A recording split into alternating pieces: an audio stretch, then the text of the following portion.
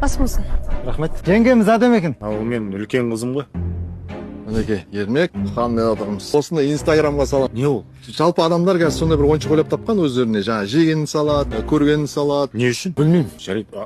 Мынау немене? Бұл өз сондай қорап, біз осылай сөйлесеміз. Онсыз да сөйлесіп отырып қой. Жоқ, түсінбедіңіз. Егер де адам алыс болса, қалай сөйлесесіз, алыс болса? Ей!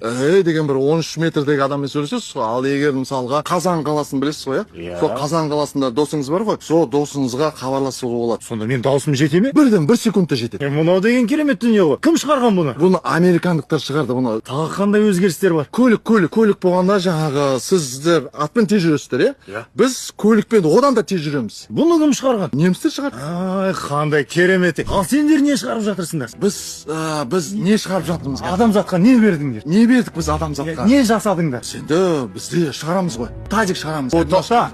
Тазик? Мынау ма? Бұл қазірде бар ғой. Жоқ, бұл бізде андай сары, көк шығарады бұндай. Онда біз несіне соғысып жүрміз? Несіне мына ел болып біріктік? Не күтіп жүрсіңдер сендер? Еттен алып отырдыңдар.